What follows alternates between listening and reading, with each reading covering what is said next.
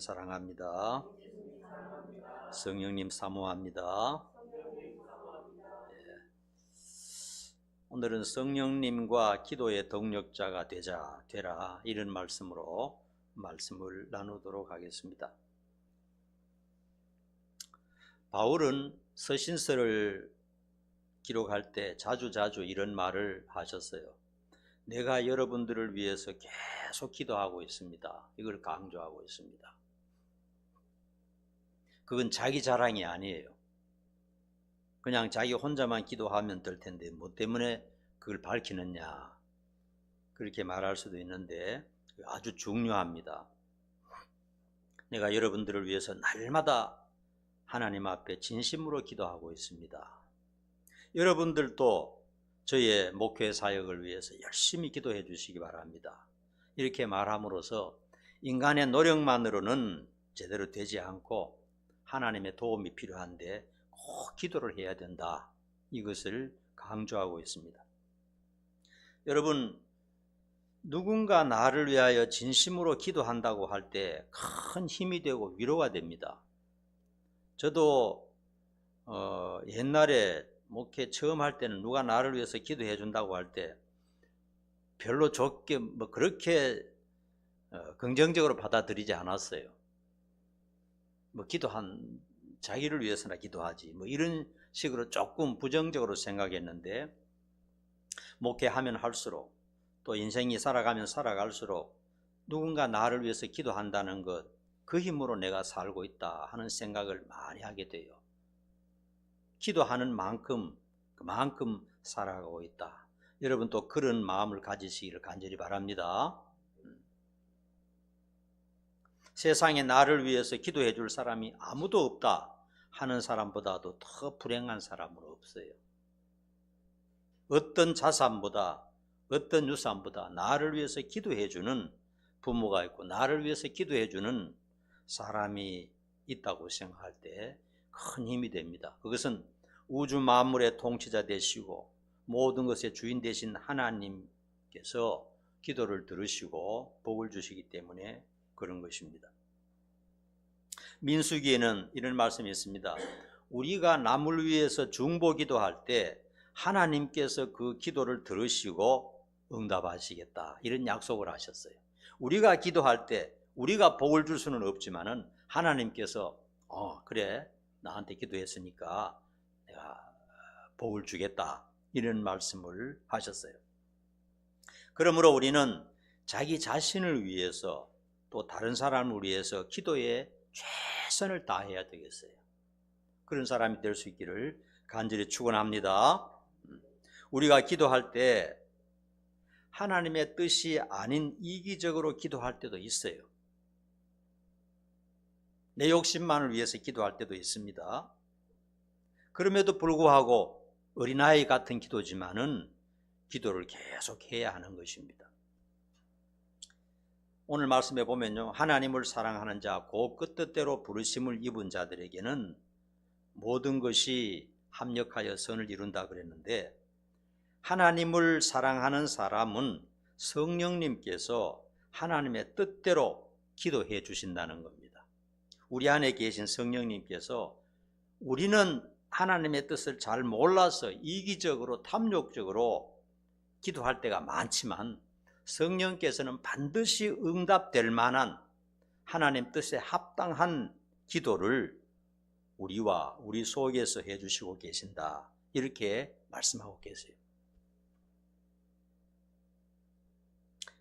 성령님은 하나님의 마음을 명확하게 아시기 때문에 하나님의 뜻대로 우리를 위해서 기도해 주시고, 성령님은 우리를 위해서 기도하시는 기도는 반드시 응답이 된다 하는 것입니다. 오늘 첫 번째로요, 성령께서 우리를 위하여 하나님의 뜻대로 기도하신다 말씀하셨습니다. 26절 27절 말씀 보십시다. 같이 읽습니다. 시작. 이와 같이 성령도 우리의 연약함을 도우시나니 우리는 마땅히 기도할 바를 알지 못하나 오직 성령이 말할 수 없는 탄식으로 우리를 위하여 친히 간구하시느니라. 마음을 살피시는 이가 성령의 생각을 아시나니 이는 성령이 하나님의 뜻대로 성도를 위하여 간구하심이라. 아멘. 성령님께서 우리를 위하여 친히 하나님의 뜻에 따라 기도해 주신다. 그렇게 말씀하고 있습니다. 여러분, 이 말씀을 들으실 때에 오해하지 말아야 될 것이 있어요. 우리가 기도하지 않고 가만히 놀고 있는데 성령님께서 자동적으로 기도하신다는 말이 아닙니다. 그 사실을 분명히 알아야 돼요. 성령님은 보혜사, 우리를 도우시는 분입니다. 여러분, 자녀를 낳아서 키워서 초등학교 1학년 들어가면은 숙제 같은 거 제대로 혼자 못합니다. 그러면 엄마가 도와주죠. 도와주는데 엄마가 이렇게 말합니다. 너 할 거 없어. 엄마는 대학 나왔기 때문에 너 가만히 있으면 돼. 너 그냥 잡으면 돼. 내가 다 해줄 테니까. 그런 엄마가 있을까요? 엄마는 도와주는 역할만 해야 애가 성장하지, 엄마가 그냥 다 해버리면은 그는 교육이 안 되는 겁니다. 그와 똑같은 거예요. 성령님은 무한한 완전한 능력을 가지고 있지만은 우리가 영적으로 성장하기 위해서 도움을 주는 겁니다. 도움을. 그 사실 분명히 알아야 돼요. 나는 성령이고 나는 능력이 있고 내가 다 잘하니까 너는 그냥 가만히 자고 있어. 아무것도 안 해도 돼. 내가 기도 다 할 테니까 넌 기도하지 마. 이런 말씀이 아니란 사실을 꼭 알아야 됩니다. 자동적으로 성령께서 기도하시는 게 아닙니다. 우리가 철없는 어린아이처럼 기도해도 그럼에도 불구하고 간절히 기도할 때 우리를 도와주신다 하는 것을 기억을 해야 됩니다. 만일 그렇지 않으면 성경에 신약 구약에서 수백 번 기도하라는 명령을 하시지 않았을 겁니다. 성령께서 혼자 자동적으로 다 해주신다면 하나님 뜻도 모르는 우리가 기도해야 될 필요가 없지 않나, 그렇게 생각할 수가 있단 말이에요. 그렇지만 성경에는 너희들이 비록 하나님의 뜻을 다 알지 못하지만 때로는 죄를 짓고 기도하기 싫고 양심이 가책돼서 그냥 포기하고 싶지만 그럼에도 불구하고 계속 기도해야 된다, 이렇게 기도를 명령하고 강조하고 계시는 것입니다. 어린아이가 부모에게 무엇을 사달라고 졸라도 부모는 무조건 다 사주지 않습니다. 사주는 것은 부모가 알아가지고 알맞게 사주는 거죠. 그러나 아이가 점점 성숙해져서 부모의 마음을 이해할 것 같으면 이제 요구에 서로 맞아지는 것이죠. 그러므로 우리는 쉬지 말고 기도하고 또 하나님의 뜻에 근접하도록 노력할 필요가 있어요. 하나님의 뜻대로 기도할 수 있는 방법이 뭐냐? 성경 속에 다 나와 있습니다.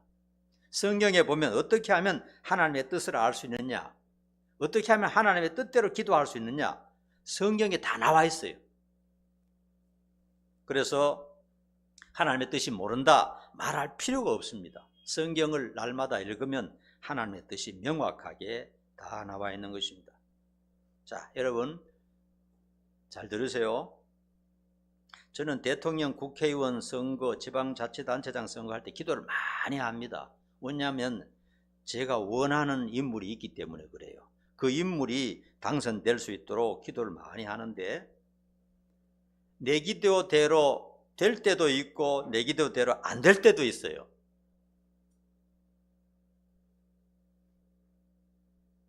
그러면 실망할까요? 아닙니다.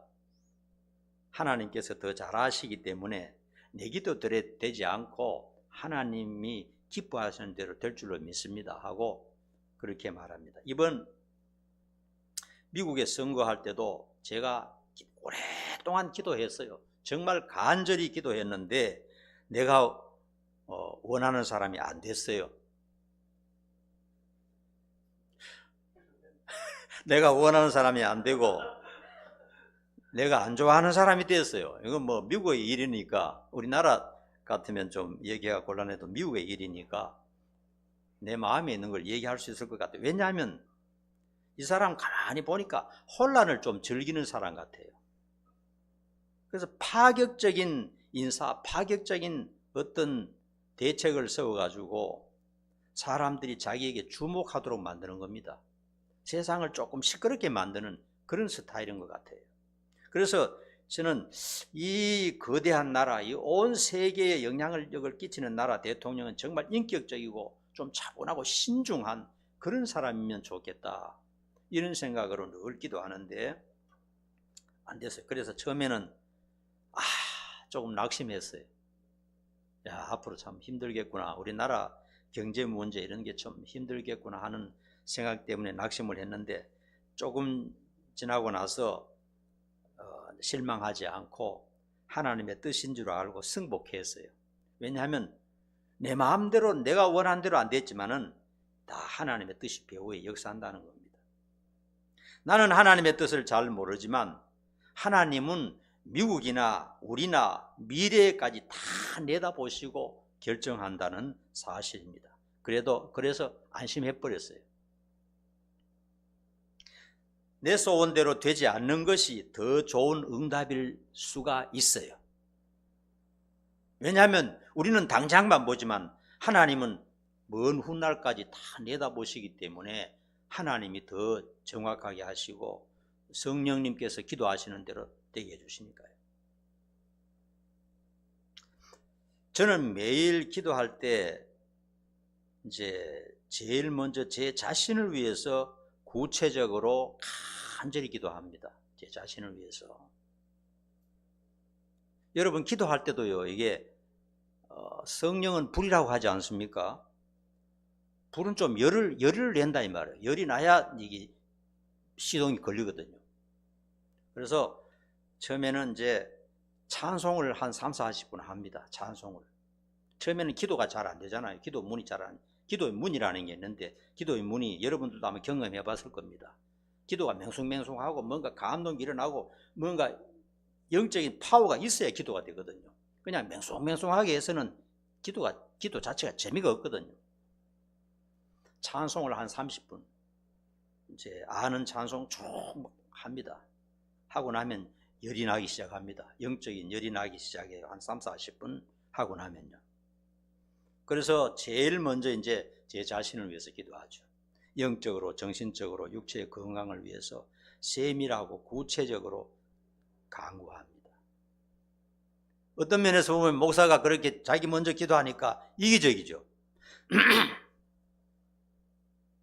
그러나 그래야, 자기부터 기도해야 이제 열이 나기 시작합니다. 열이 나야 이제 기도가 확대가 되거든요.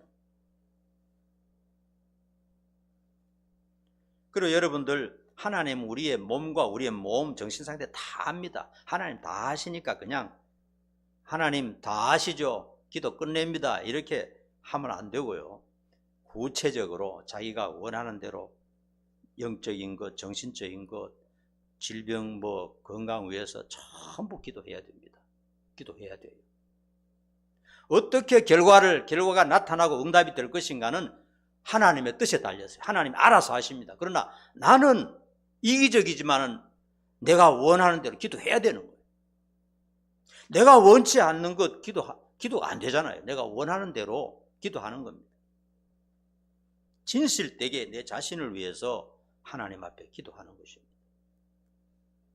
그 다음에 이제 누구를 위해서 기도할까요? 네? 가족 중에도 여러 사람이 있잖아요. 네? 네. 아내를 위해서 구체적이고 진실되게 기도합니다. 영적으로, 정신적으로, 또 인간관계 속에서, 신앙관계 속에서 진심을 다해서 아내를 위해서 기도합니다. 기도보다 더 큰 사랑이 없다는 사실을 여러분 기억해야 됩니다. 그 다음에 누구를 위해서 기도할까요? 큰아들 내외를 위해서 간절히 구체적으로 기도합니다.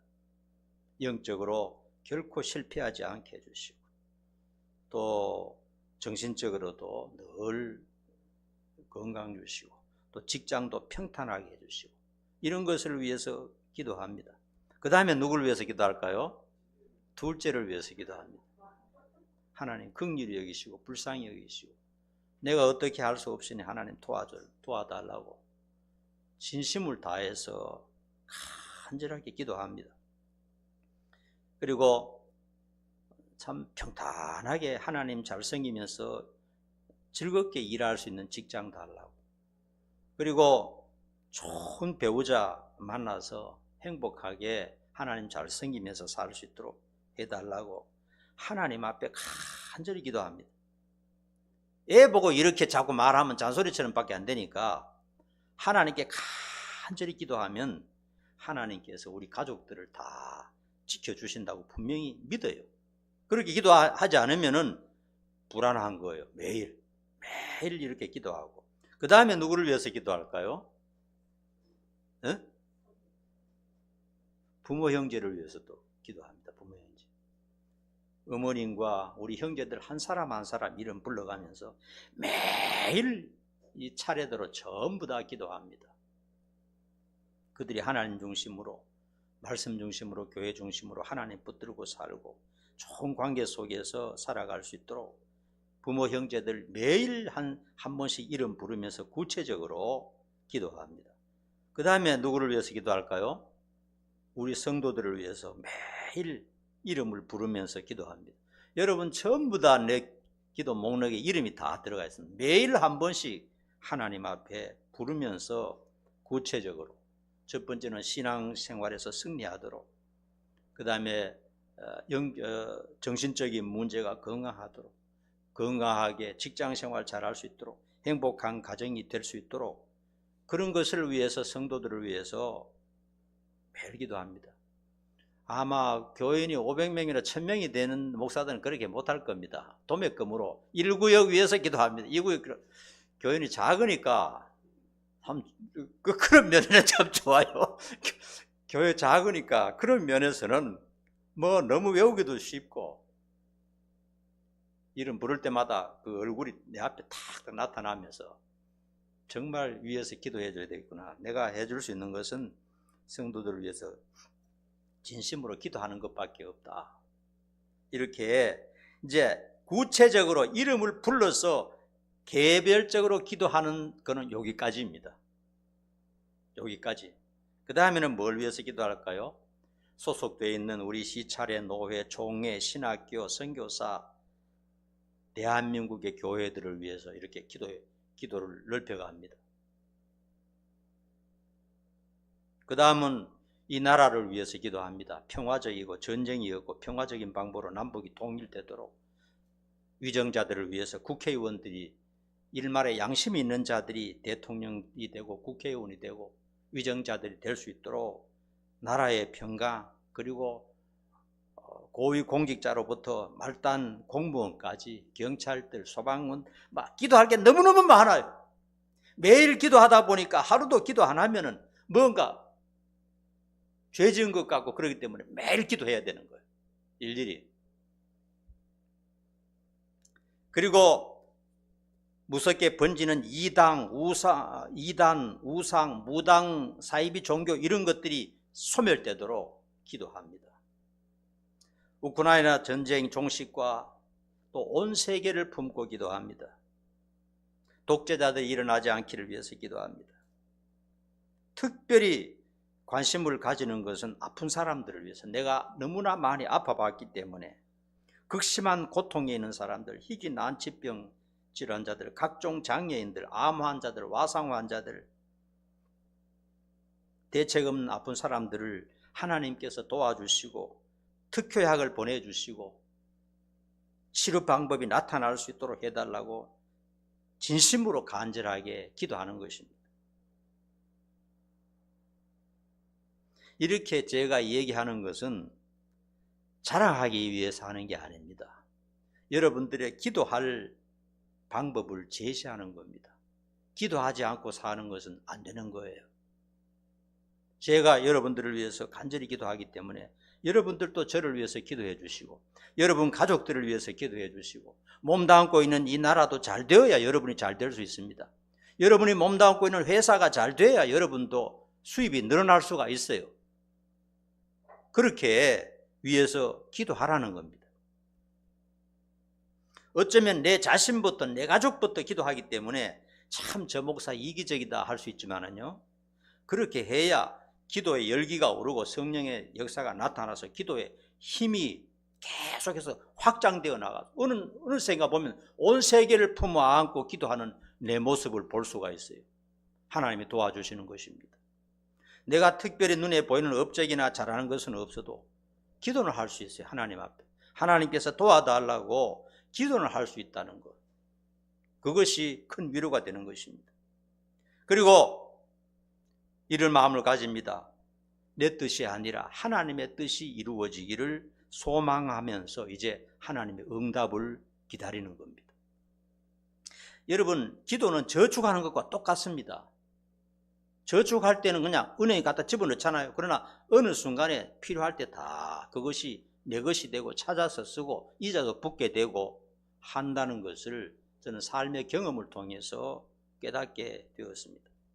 그 다음에 모든 것이 합력하여 선을 이루게 하시느니라 이렇게 말씀하셨어요. 28절 보십시다. 시작. 우리가 알거니와 하나님을 사랑하는 자 곧 그의 뜻대로 부르심을 입은 자들에게는 모든 것이 합력하여 선을 이루느니라. 여러분, 세상에는 수많은 일들이 벌어지고 있습니다. 우리 앞에도 어떤 일이 전개가 될지 아무도 한 치 앞도 내다볼 수가 없습니다. 그렇기 때문에 모든 것을 아시고 모든 것을 이끌어 가시는 하나님께 기도하지 않을 수가 없어요. 불안해서 못 살아요. 기도하지 않으면 불안해서 못 살아요. 하루도 기도하지 않으면 우리 자식들이 어떻게 뭘 당할 것 같아요. 우리 성도들이 차 타고 다니다가 부딪힐 것 같은 그런 느낌이 들기 때문에 기도 안 하고는 못 살아요. 여러분, 우리가 알지 못하는 사건 사고들이요 항상 우리 주변에서 무섭게 일어난다는 것을 우리는 알고 있습니다. 인간의 성향이 다양하고 또 탐욕과 타락으로 가득한 세상입니다. 악한 사람들도 우리 주변에 너무너무 많습니다. 이 세상은 천국이 아니고 안전한 곳도 아닙니다. 수많은 범죄와 부정적인 일들이 매일매일 우리 주변에서 일어나고 있습니다. 우리가 예측할 수 없는 방향으로 일이 진행될 수도 있습니다. 우리가 믿고 의지할 것은 공의로우신 하나님이 계시다는 사실입니다. 모든 인간은 거짓되지만은 하나님은 공의롭게 결과적으로 모든 사람을 공평하게 처분하신다는 사실을 우리는 성경을 통해서 알고 있습니다. 한번 따라합시다. 하나님은 정의로우시고 공평하시다. 반드시 그 정의로움대로 심판하시고 공정한 대로 모든 인간에게 갚아주신다는 사실을 깨달아야 되는 것입니다.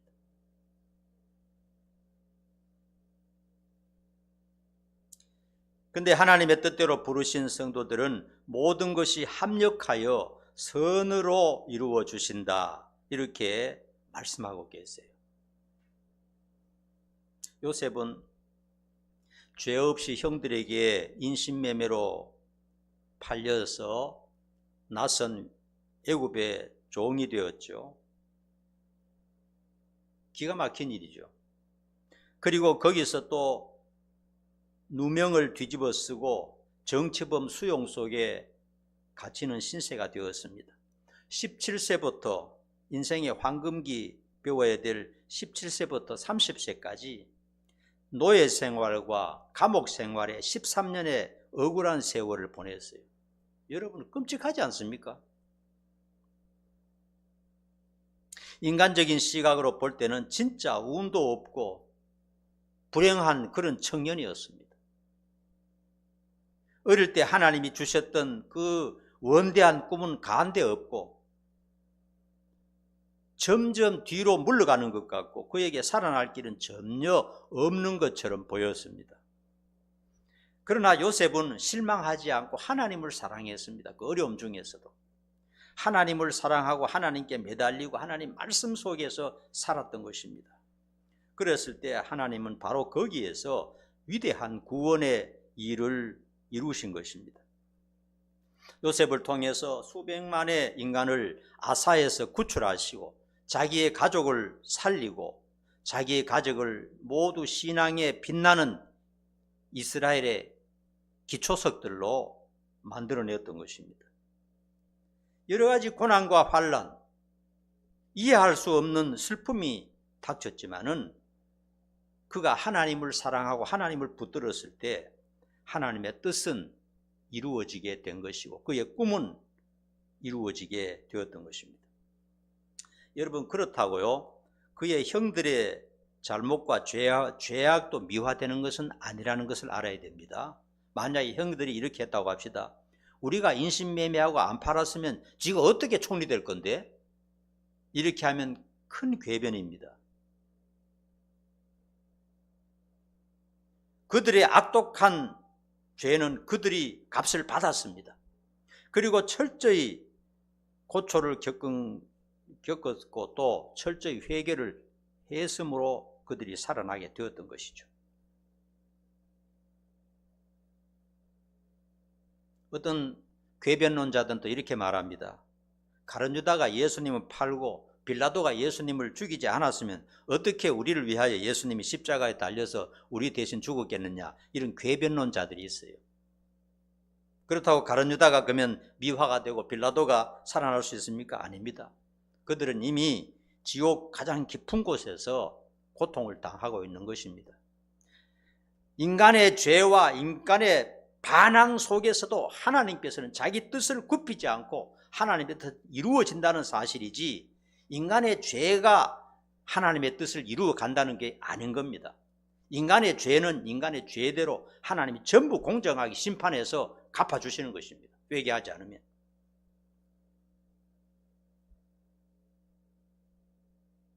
그래서 인간의 사악과 세상의 불안함도 있지만은 그럼에도 불구하고 하나님의 뜻이 무산되는 것은 아니고 반드시 하나님의 뜻이 이루어지고 우리에 대한 하나님의 사랑은 변함이 없다 하는 사실입니다. 하나님을 사랑하는 사람들은 반드시 하나님께서 지켜주시고 결국은 선이 되도록 하신다 하는 것입니다. 여기서 우리가 한 가지 꼭 기억할 것은 요셉이 하나님을 사랑했기 때문에 요셉의 꿈이 그 어려움 속에서도 이루어졌다는 사실입니다. 만일에 요셉이 유혹이 왔을 때 죄에 빠져서 인생 뭐 있어? 이렇게 고통당할 수 있나? 하면서 타락의 길로 갔더라면 어떻게 됐겠어요? 요셉이라는 인물은 성경에 없을 것입니다. 그 어려움 속에서도 죄를 뿌리치고 하나님 중심으로 서서 하나님 앞에서 하나님을 사랑하는 모습을 보였기 때문에 하나님은 끝까지 그를 붙들어서 자기의 뜻대로 사용해 주셨다는 사실을 기억을 해야 될 것입니다. 그 다음에 정하시고 부르시고 의롭다 하시고 영화롭게 하셨느니라 이렇게 말씀하셨습니다. 29절 30절 같이 시작. 하나님이 미리 아신 자들 또한 그 아들의 형상을 본받게 하기 위하여 미리 정하셨으니 이는 그로 많은 형제 중에서 맏아들이 되게 하려 하심이니라. 또 미리 정하신 그들을 또한 부르시고 부르신 그들을 또한 의롭다 하시고 의롭다 하신 그들을 또한 영화롭게 하셨느니라.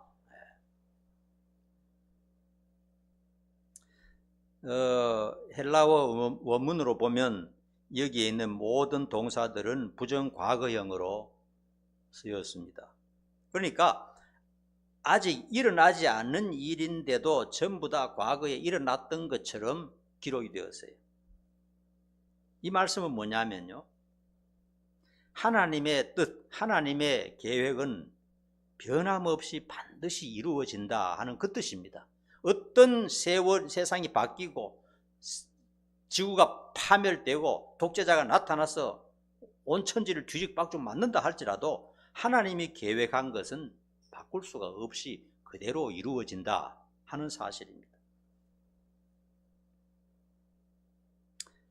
그러므로 우리 성도들은 예수님을 믿는 순간부터 이미 하나님을 닮아가는 여정이 시작됐다 하는 사실을 알아야 됩니다.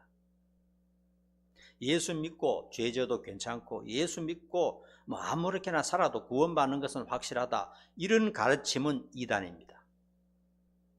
예수를 믿는 순간부터 그때부터는 하나님과 예수님과 성령님이 우리와 함께 하면서 영원히 하나님의 자녀로 살아야 될 사람으로 만들어 가신다는 사실을 알아야 되는 것이에요.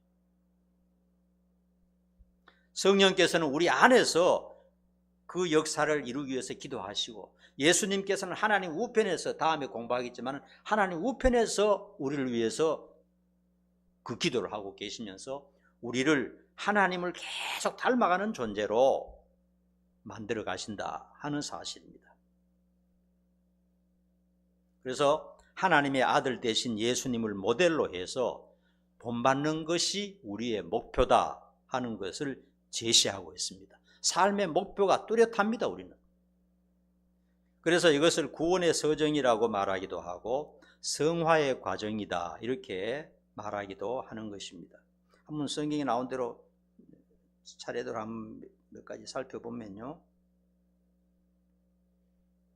하나님께서 역사 이전에 이미 예정하셨다 그렇게 말씀하고 있습니다.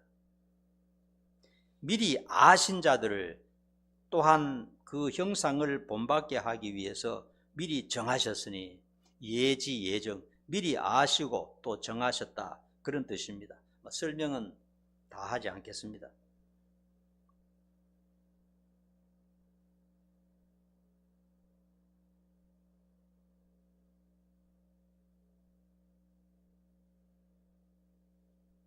하나님이 역사 이전에 벌써 아시고 우리를 예정하셨다. 이것은 우리의 이성적으로는 결코 이해할 수 없는 내용입니다. 그러므로 이성을 앞세울 때는 이해가 안 돼요. 그냥 하나님 말씀을 믿는 겁니다. 또 성령께서 믿음을 주시는 것입니다.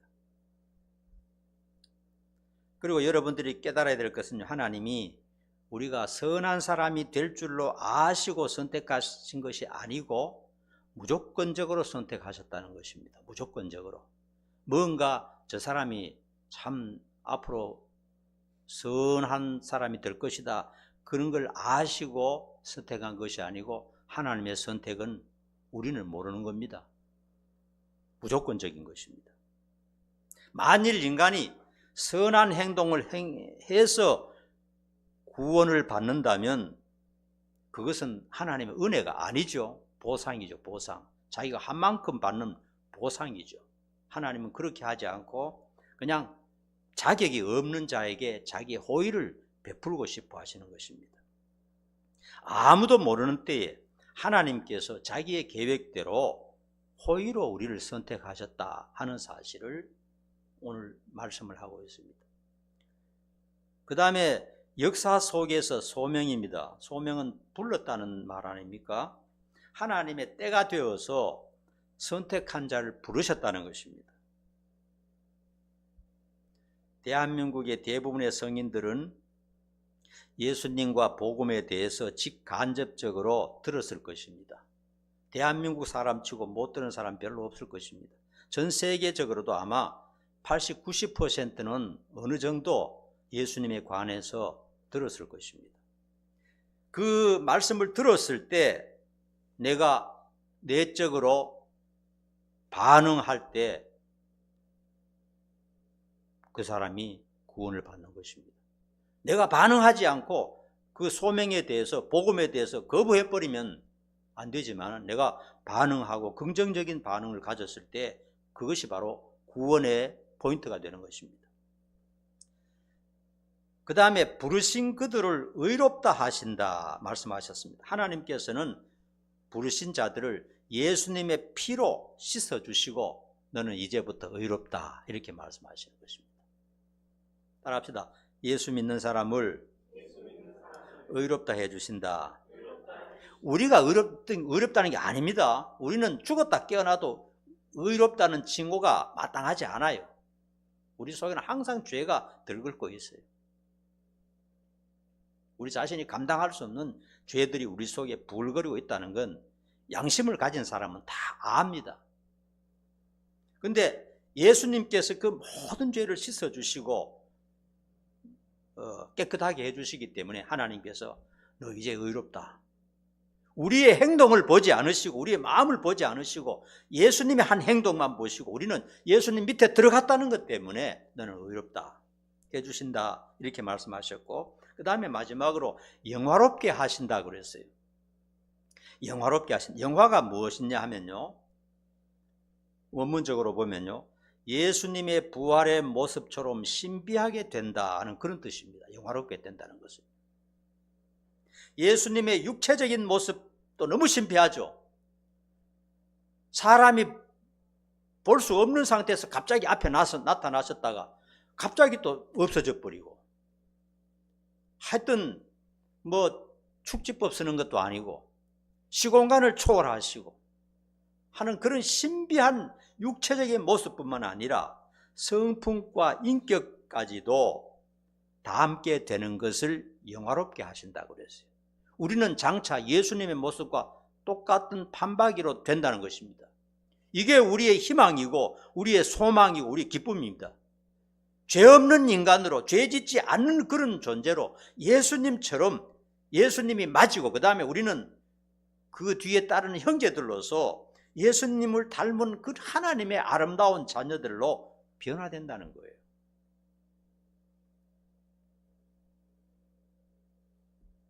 예수를 믿는 순간부터 주님을 닮아가는 것이 우리의 목표라는 것을 우리는 잊어서는 안 되는 것입니다. 성령께서 연약한 우리를 붙들어 주시고 견인해 주신다고 했습니다. 우리를 위해서 참 바로 주님을 따라가도록 기도도 해 주시고 또 안에서 말할 수 없는 탄식으로 우리를 이끌어 주시기도 하신다고 그랬어요. 그러나 완전한 성화, 즉 주님 닮은 완벽한 영화는 육체가 한번 죽고 부활할 때 완성하는 것입니다. 지금은 우리가 죽는 날까지 계속 조금씩 변해가요. 어떤 사람은 잘 보이지 않게 변하고 어떤 사람은 급진적으로 변하는 사람도 있지만 하여튼 조금씩 나아져 우상향하는 것은 사실입니다.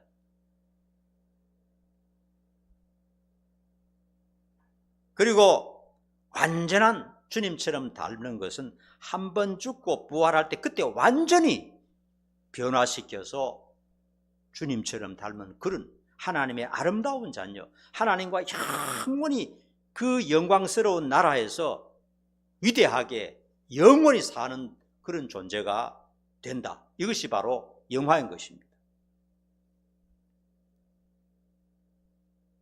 성령께서 우리를 위해서 오늘도 하나님의 뜻대로 기도하신다는 말씀은 우리가 큰 힘이 됩니다.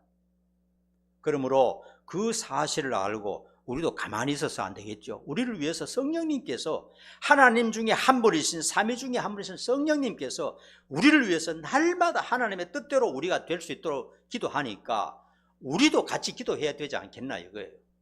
우리가 기도할 때 성령님께서 더 많은 기도할 힘을 주시고 능력을 주시고 또 하나님의 뜻을 더 명확하게 알고 더 열심히 기도할 수 있으니까 성령님과 평생 기도의 동력자가 되는 우리 모두가 될 수 있기를 간절히 축원합니다. 기도하겠습니다.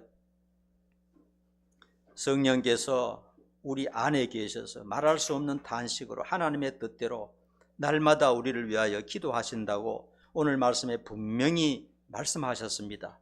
그것을 알기 때문에 우리 자신들도 게으르지 말고 나태하지 말고 열심히 하나님의 뜻을 찾으며 말씀을 사랑하며 기도에 내 자신을 위해서 또한 내 주변 사람들을 위해서 더 열심히 기도하는 우리 귀한 성도들 다 되도록 축복해 주시옵소서. 예수님 이름 받들어 간절히 기도하옵나이다. 아멘. 찬양하십시다. 성령이여